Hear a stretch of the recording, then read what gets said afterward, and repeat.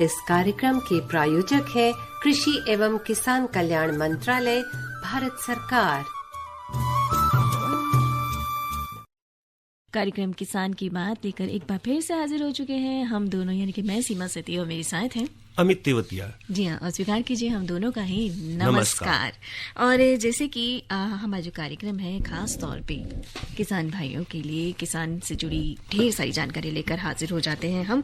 और जैसे कि सब जानते हैं कि भारत की जो अधिकांश जनसंख्या है वो कृषि और कृषि क्षेत्र से संबंधित सभी कामों पे लगी हुई है। और खासतौर पे ग्रामीण अगर हम क्षेत्र की बात करते हैं तो जो ग्रामीण जनसंख्या है उनका तो मूल रूप से जो कार्य है वो कृषि ही है। और अगर कृषि की बात हो रही है, अगर इसी के बारे में और जानकारियों की बात हो रही है तो अमित, और जानकारी भी तो हमें मिलनी चाहिए कृषि से जुड़ी हुई। बिल्कुल सीमा, आपने सही कहा, क्योंकि कृषि एक ऐसा विषय है जो जानकारी के अभाव में कहीं ना कहीं हम समझते हैं कि वो उत्पादन या वो तरक्की या वो विकास मार्ग पर हम अग्रसर नहीं हो सकते जिस पे हमें होना चाहिए। और इस जानकारी को हमारे किसान भाइयों तक कैसे पहुंचाया जाए, क्या कुछ इस क्षेत्र में हो रहा है, हमारे जो देश के बेटे हैं, जो वैज्ञानिक हैं, जो आज नए नए प्रयोग कर रहे हैं, नए नए किस्में इजाद कर रहे हैं, जलवायु परिवर्तन से लड़ने की क्षमता नई वैरायटीज में आ रही है, चाहे वो पशुपालन की हम बात करें, चाहे कृषि की बात करें, तो अब ये जानकारी किसान भाइयों तक कैसे पहुंचे, इसके विषय में ही आज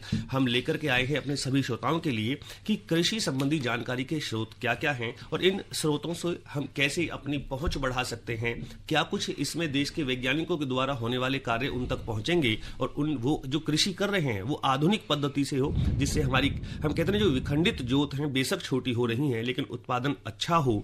इसी के विषय में जानकारी देने के लिए हमारे स्टूडियो में उपस्थित हो चुके हैं हमारे विशेषज्ञ डॉक्टर नफीस अहमद। बहुत बहुत अभिनंदन सर, आपका बहुत बहुत स्वागत है। प्रधान वैज्ञानिक हैं कृषि प्रसार कैटेट पूसा नई दिल्ली में। और जब कृषि प्रसार की बात आती है तो सबसे पहले तो हमें यही समझना है कि आज का जो विषय है जिसपे हमने बात करी कि कृषि संबंधी जानकारी के स्रोत किस प्रकार से हमारे किसान भाइयों तक पहुंचेगी, वो किस प्रकार जानकारी ले सकते हैं, या कृषि प्रसार को हम कैसे समझें और कैसे हमारे श्रोता समझें, इस पर मैं आपकी जानकारी लेना चाहूंगा। धन्यवाद आपको। इस समय में पूसा संस्थान द्वारा बहुत सारी कृषि प्रसार संबंधित सेवाएं दी जा रही हैं। भारतीय कृषि अनुसंधान संस्थान जो कि पूसा संस्थान है और देश भर का एक बड़ा ही नामी संस्थान है और बहुत सारी तकनीकें जो ये विकसित होती रहती हैं जिनमें अलग अलग फसलों की उन्नत किस्में और दूसरी तकनीकियां। तो सवाल ये उठता है कि यदि ये तकनीकें हमारे संस्थान में ही रह जाती हैं तो इसका कोई लाभ किसान नहीं उठा पाता।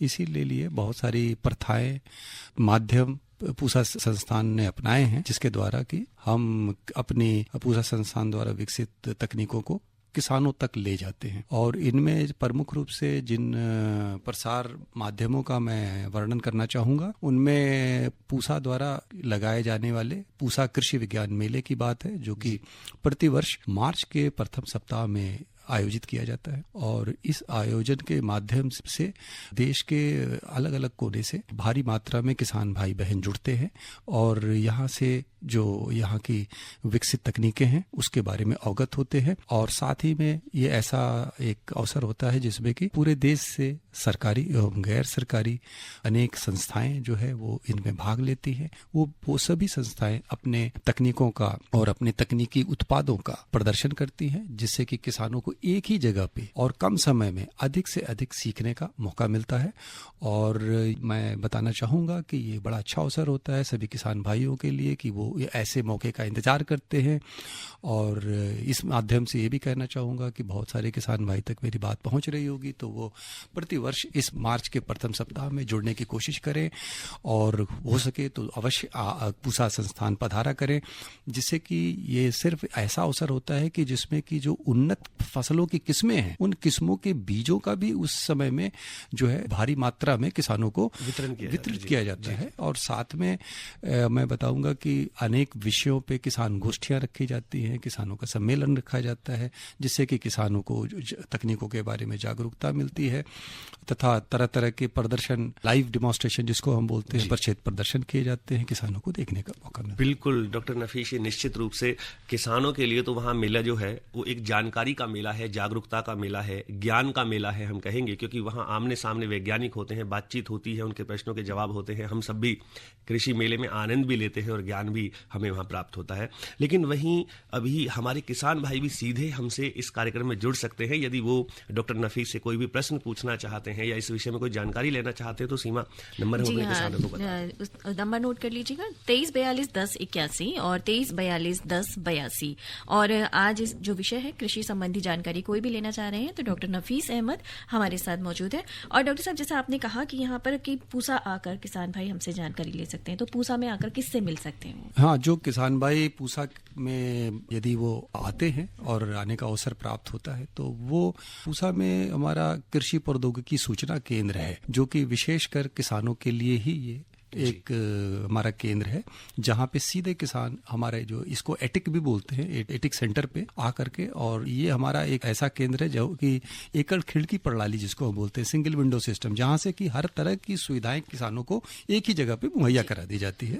तो डॉक्टर साहब हमारे साथ यहाँ पर जुड़ रहे हैं। हेलो, मैं राजेश कुमार बोल रहा हूँ जम्मू कश्मीर से। हाँ जी। डॉक्टर साहब को पूछना चाहता हूँ कि ये मशरूम की खेती जम्मू कश्मीर में हम कब शुरू कर सकते हैं? जम्मू कश्मीर के लिए जो मुख्य रूप से हमारा बटन मशरूम सबसे अधिक जो है पॉपुलर होता है, तो ये इसकी खेती आप जो हमारा गर्मी के बाद का मौसम, जिसमें खास करके बरसात का मौसम शुरू होता है, वहां से इसकी खेती शुरू की जा सकती है। और जम्मू कश्मीर तो इसके लिए बहुत ही अच्छा इसका वहां पे अनुकूल मौसम पाया जाता है, और पूरे विंटर तक यानी कि ठंडे मौसम तक इसकी खेती प्रायः वहां पे हो सकती है। जी डॉक्टर नफीस, यदि कोई और अधिक जानकारी हमारे श्रोता लेना चाहते हैं, मानिए किसी भी विषय में हो, तो ऐसे जो जब कृषि प्रसार की बात हो रही है तो क्यों ना कोई ऐसा संस्थान या कोई उनके निकट ऐसी शाखा हो जहाँ से वो जानकारी प्राप्त करें।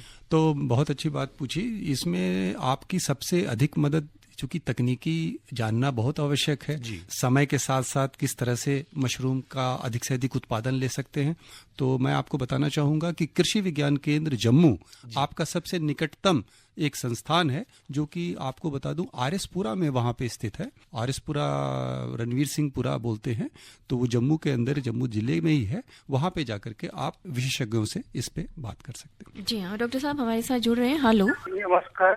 हाँ जी नमस्कार, अपना नाम बताइए, अपना सवाल रखिए। सुरेश कुमार, मोजाबाद, गुड़गांव से बात कर रहा हूँ। हाँ जी, अपना सवाल कीजिए। जी, मैं कपास लगाना चाहता हूँ, तो पहले मिट्टी की जांच कराऊं या ऐसे ही लगा दे कपास में? देखिए किसान भाई, आपसे कपास की कोई भी फसल लगाने से पहले मिट्टी की जांच तो अति आवश्यक है। वो इसलिए कि हर एक फसल की अपनी अपनी और अलग अलग उसकी जो है आवश्यकता होती है, चाहे वो नाइट्रोजन की हो, फास्फोरस की हो, पोटाश की हो, तो जिसको हम यूरिया की शक्ल में या पोटास की शक्ल में, डीएपी की शक्ल में देते हैं। तो अवश्य रूप से आप इसकी जांच कराएं, मिट्टी की जांच करा लें। और आपको बताना चाहूँगा कि हमारा गुड़गांव में हमारे पूसा संस्थान का ही कृषि विज्ञान केंद्र है, जो कि शिकोपुर में स्थित है, जहां से आप मिट्टी की जांच के लिए भी आपको वहां से सुविधाएं उपलब्ध हो सकती है। जी बिल्कुल डॉक्टर साहब, आपने जिक्र कर ही दिया, कृषि विज्ञान केंद्र पूसा का है, और लगता है कि और भी स्थान पर जगह जगह जहां कृषि विज्ञान केंद्र हैं, किसानों को निश्चित रूप से, चाहे वो आपकी मृदा का उन्हें कराना है यहाँ, या जल का, हम कहें कि जल और मृदा किसी का भी चेक कराना है कि कौन सी इसमें अधिक ऐसा पोषक तत्व है या कौन सा कम है, उसके विषय में जानकारी मिलेगी। तो आप बताएं कि कृषि विज्ञान केंद्र पर किसानों को क्या क्या सुविधाएं मुहैया है और कहाँ जा सकते हैं, कहाँ कहाँ स्थित हैं? जी, तो हमारे जो कृषि विज्ञान केंद्र, जो पूसा संस्थान का, जैसा कि मैंने भी बताया, पूसा संस्थान का कृषि विज्ञान केंद्र शिकोपुर गुड़गांव में स्थित है। इसके अलावा दिल्ली की अगर हम बात करें तो दिल्ली में कृषि विज्ञान केंद्र उजवा गांव है, वहां पे स्थित है। तो इस आसपास की जो हमारी दिल्ली और दिल्ली के पास के क्षेत्र में भी और भी जो दूसरे जिले हैं एनसीआर के, सभी जिलों में एक कृषि विज्ञान, अब आज के समय में 2 कृषि विज्ञान हो गए हैं हर जिले में। वहां से आप जानकारी ले सकते हैं, और प्रमुख रूप से कृषि विज्ञान केंद्र जो है वो प्रशिक्षण देते हैं। तो उनमें यदि आप अलग अलग इंटरप्राइज विकास के लिए, उद्यम विकास के लिए यदि प्रशिक्षण लेते हैं तो आप अपना कोई उद्यम लगा सकते हैं, चाहे वो मशरूम उत्पादन हो, मछली उत्पादन हो, कोई भी एनिमल डेयरी से संबंधित हो और हनी प्रोडक्शन से संबंधित हो, तो किसी भी तरह का आप व्यवसाय परक प्रशिक्षण वहां से पा सकते हैं। लेकिन उनसे पहले आप कांटेक्ट करना होगा और उनके प्रशिक्षण के समय के अवधि के बारे में अवश्य जान लें, ताकि पहले से उनको इसका, यानी कि बिल्कुल कृषि प्रसार के क्षेत्र में महत्वपूर्ण भूमिका निभा रहे हैं हमारे कृषि विज्ञान केंद्र। और आइए और हमारे श्रोता लाइन पर हैं, बात करते हैं। हेलो, मेरा नाम अशोक कुमार है और मैं गांव सहारपुर डिस्ट्रिक्ट अलीगढ़ से बोल रहा हूँ।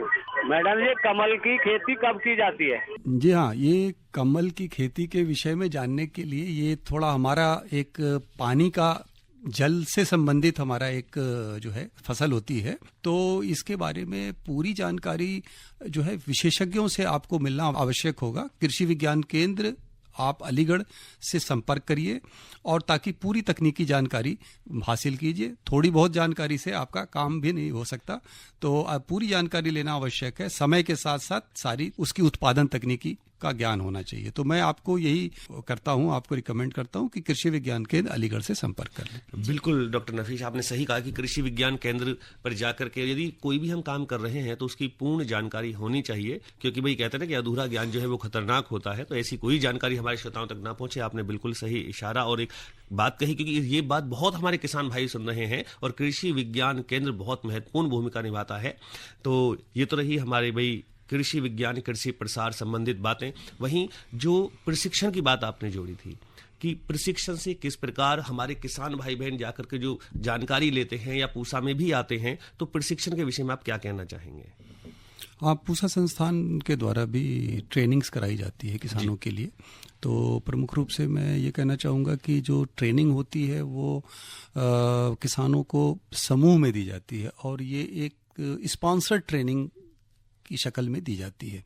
तो हमारे जैसे आत्मा है जिले स्तर पे, कृषि विभाग हैं, रूरल डेवलपमेंट डिपार्टमेंट्स हैं, या कभी कभी गैर सरकारी संस्थाएं भी किसानों के एक समूह को स्पॉन्सर करती हैं। तो यहाँ पे हम पूसा में 1 दिन की, 2 दिन की, 3 दिन की, 5 दिन की, जैसा उनकी आवश्यकता होती है उसी हिसाब से प्रशिक्षण कराते हैं। लेकिन इसके अतिरिक्त भी ये जानना सभी के लिए जरूरी है कि यदि ऐसी व्यवस्था नहीं भी है तो हम पूसा संस्थान में पूरे दिन का जो है भ्रमण भी करवा देते हैं किसानों को। बहुत सारे किसान आते रहते हैं और जो किसान नहीं भी जानते उनके लिए भी बात जानने की है कि वो एक्सपोजर विजिट जिसको बोलते हैं कि दिन भर का विजिट यहाँ पे रख सकते हैं, जिसमें हम पूसा संस्थान के अलग अलग क्षेत्र प्रदर्शन उनको उससे रूबरू करा सकते हैं, दिखा सकते हैं। चाहे वो हमारी संरक्षित खेती हो, इंटीग्रेटेड फार्मिंग सिस्टम का हो, या हमारे जो है फसलें हो, दलहन, तिलहन और धान, गेहूं जैसे के सीजन के हिसाब से, हमारे सब्जियों के प्रक्षेत्र प्रदर्शन है, फलों फूलों के प्रक्षेत्र प्रदर्शन है। तो सभी पे हम उनका भ्रमण करा देते हैं और यदि पहले से हमें सूचना होती है तो हमारे वैज्ञानिक भी उनको मौके पे, प्रदर्शन के स्थल पे मौजूद रह के उनको तकनीकी जानकारी भी दे देते हैं। बिल्कुल डॉक्टर नफीस, आपने सही कहा कि प्रशिक्षण भी कृषि प्रसार का एक महत्वपूर्ण ऐसा बिंदु है, क्योंकि एक व्यक्ति 2 को सिखाएगा, 2 4 को सिखाएगा, 4 से 8 में बात पहुंचेगी। और प्रशिक्षण के द्वारा जब एक किसान कोई चीज गांव में नई करता है तो बहुत लोग उससे जुड़ जाते हैं और धीरे धीरे इसका प्रसार होता है। तो प्रशिक्षण भी महत्वपूर्ण बिंदु यहाँ है। वहीं यदि आज हम बात करें इंटरनेट, टीवी, रेडियो, इसके माध्यम से भी जो कृषि प्रसार हो रहा है, उस पर आपकी क्या टिप्पणी है? जी, आज के समय में बहुत तेजी से रूरल डिजिटाइजेशन का दौर है। हमारे सारे गांव धीरे धीरे से डिजिटल युग की तरफ बढ़ चले हैं और उसके बिना आज के समय में हम रह भी नहीं सकते। तो सबसे महत्वपूर्ण बात यह है कि हमारा जो पूसा द्वारा एक पूसा समाचार करके यूट्यूब चैनल चलाया जाता है, जो प्रति वीक, सप्ताह में शनिवार के रोज नया उसका हर नया अंक आ जाता है।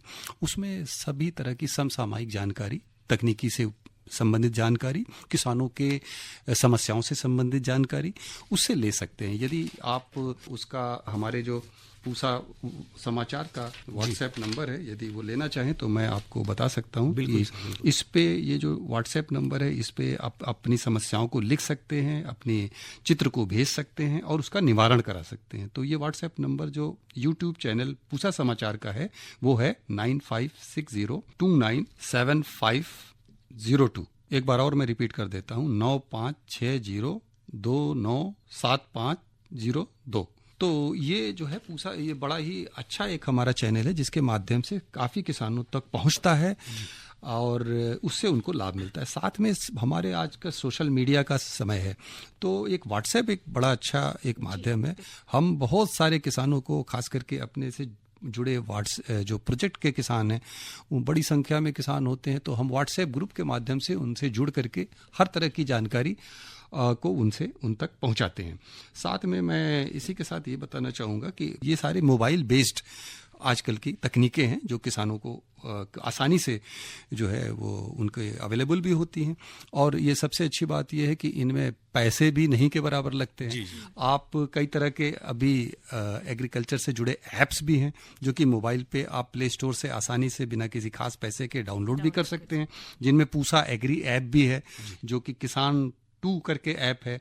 तो इस तरह के भी ऐप हैं जिनके माध्यम से पूरी एक पैकेज किसी भी खास विषय पे एक जानकारी उनको मुहैया कराई जाती है। साथ में मैं बताना चाहूँगा कि पूसा संस्थान की वेबसाइट, उसका जरूर उस पर भी भ्रमण करें, उसको भी देखें, क्योंकि वेबसाइट्स के माध्यम से भी आप लोग काफ़ी चीज़ें जान सकते हैं। विशेषकर उस पर फार्मर कॉर्नर एक अलग से किसानों के लिए एक अलग से एक चैप्टर होता है जिसपे वो बहुत सारी तकनीकों के बारे में जानकारी मिल सकती है। पूसा के इस जो है IRI जो पूसा संस्थान की वेबसाइट है iari.res.in, इस पे यदि जाएंगे तो आपको प्रतिदिन का वेदर इंफॉर्मेशन, वेदर डेटा मिल जाएगा। साथ में आपको जो है weather based advisory, agro advisory भी आपको मुहैया कराई जाती है। तो ये सारी चीज़ें उस पर आपको बहुत सारी जानकारी मिल जाएगी। जी बिल्कुल डॉक्टर साहब, वहीं बात जब रेडियो की आती है तो रेडियो से भी कृषि प्रसार, चाहे कार्यक्रम कृषि जगत हो, किसान की बात हो, किसानों तक पहुंचती है महत्वपूर्ण जानकारी।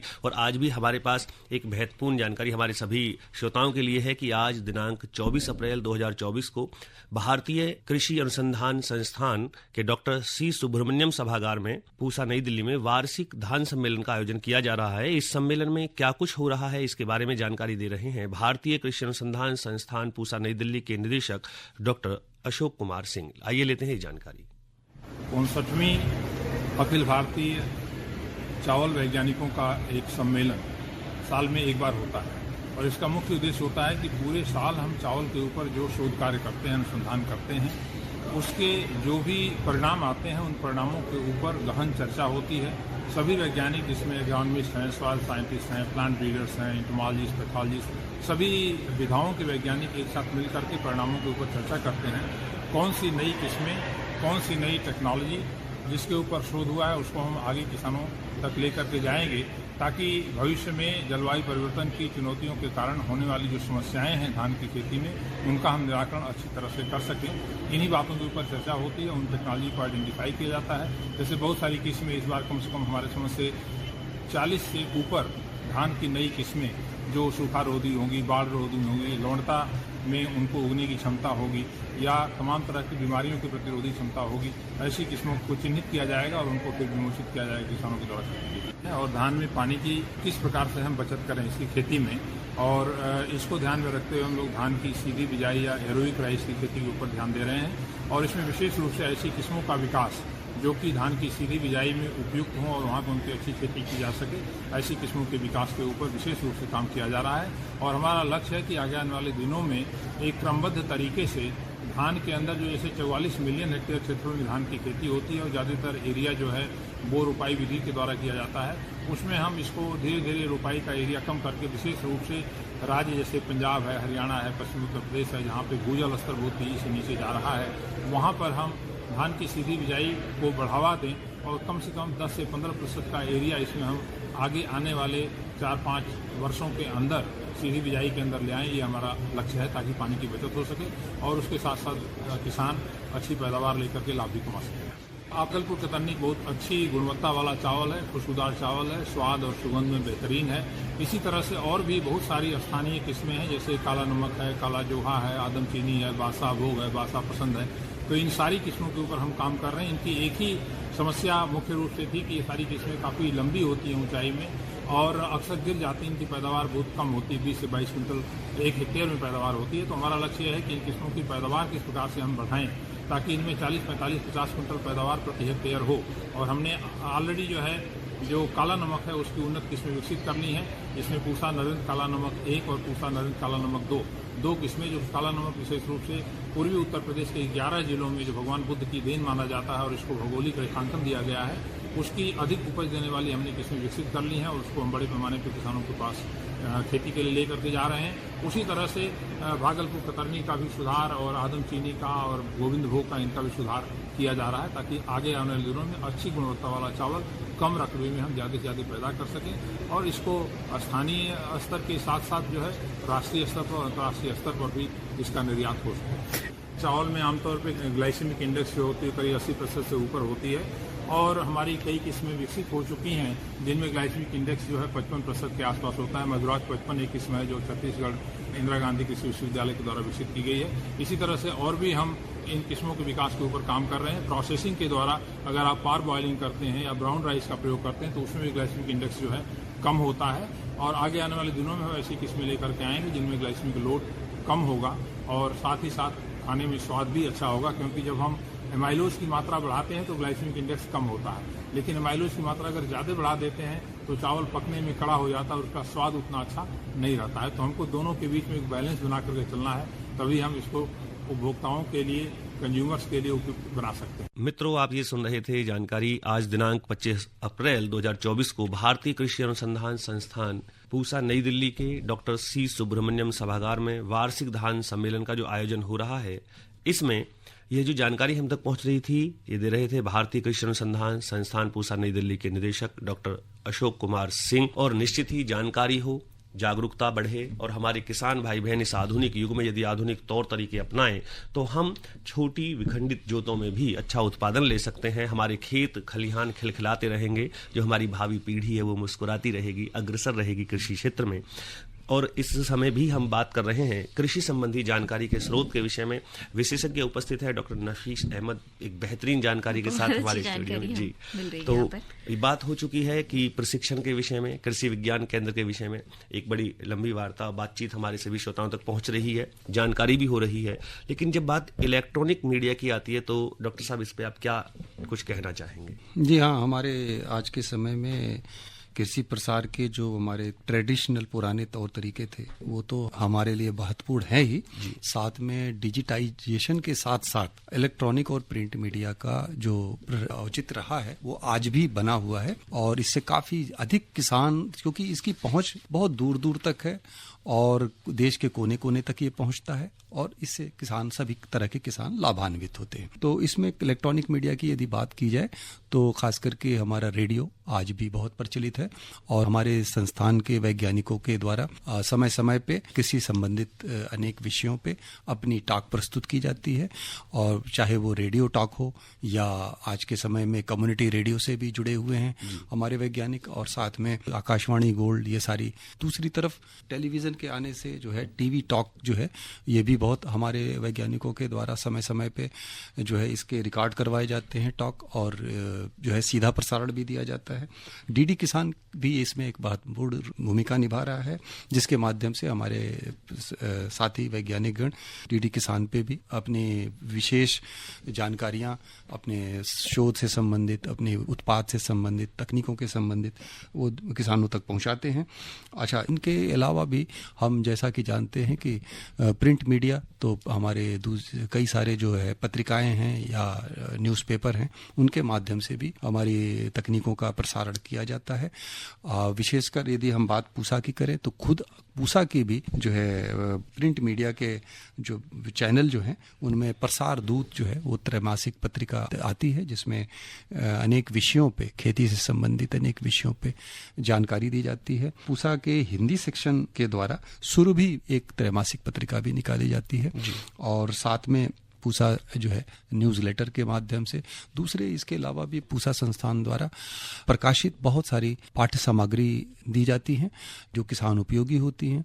इनमें ये जो पाठ्य सामग्री हैं, चाहे वो पत्रिकाओं के रूप में हो या लीफलेट फोल्डर के रूप में हो, मैगजीन के रूप में हो, तो ये कई सारी हमारी ये पत्रिकाएं हमारे एटिक कृषि प्रौद्योगिकी सूचना केंद्र के माध्यम से उपलब्ध होती हैं। तो जो किसान भाई वहाँ पहुंचते हैं, वहाँ जाते हैं, वो वहाँ से इसे ले भी सकते हैं। और इनका हमारे जैसा कि मैंने बताया था, जो पूसा संस्थान की वेबसाइट है iri.res.in, उस पर भी ये डिजिटल मीडिया के रूप में ऑनलाइन माध्यम से उपलब्ध होते हैं।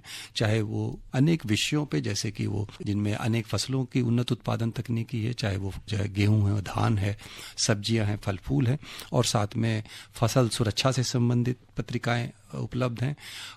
इसके अलावा मृदा स्वास्थ्य है, जल संचय एवं संरक्षण है, जलवायु परिवर्तन से संबंधित, तो सभी तरह के विषयों पे इस तरह की पत्रिकाएं मौजूद होती हैं, जो कि ऑनलाइन मोड में भी हैं और हमारे जो है संस्थान में भी उपलब्ध कराई जाती हैं। इनमें जो है एक ही जगह पे यदि एक पत्रिका की बात करें तो उच्च उत्पादकता एवं लाभ हेतु उन्नत कृषि प्रौद्योगिकियां करके हमारा एक बड़ा ही मुख्य पब्लिकेशन आता है, जिसको कि हमारे संस्थान के से लिया जा सकता है। बिल्कुल डॉक्टर नफीस, एक ऐसी जानकारी आज हमारे श्रोताओं तक पहुंची। हम सब कहते हैं कि हमें जानना चाहिए, हम सीखें, हमें सीखना चाहिए, लेकिन जाने कहाँ से, सीखे कहाँ से? जो महत्वपूर्ण बिंदु आपने कृषि प्रसार के आज इस कार्यक्रम में दिए हैं, निश्चित ही हमारे श्रोता, हमारे किसान भाई बहन लाभान्वित होंगे। और हम चाहते भी हैं कि ये कार्यक्रम किसान की बात है, कृषि जगत जाता है, ये स्तंभ साबित हो इस देश की कृषि उन्नति को बढ़ाने में, अग्रसर करने में। हम क्यों ना विश्व की अग्रणीय पंक्ति में शामिल हो जाएं, जब इस देश के ऐसे जो वैज्ञानिक कार्य कर रहे हैं, जिनका प्रयोग हमारे देश के किसानों तक पहुंच रहा है, तो निश्चित ही हम सफलता की ओर बढ़ रहे हैं। आप कार्यक्रम में आए, आपका बहुत बहुत धन्यवाद, बहुत बहुत आभार। आप सबका धन्यवाद। और इसी के साथ हम लेते हैं इजाजत किसान की बात कार्यक्रम से। मैं सीमा सेठी और अमित लेंगे इजाजत। नमस्कार। इस कार्यक्रम के प्रायोजक थे कृषि एवं किसान कल्याण मंत्रालय, भारत सरकार।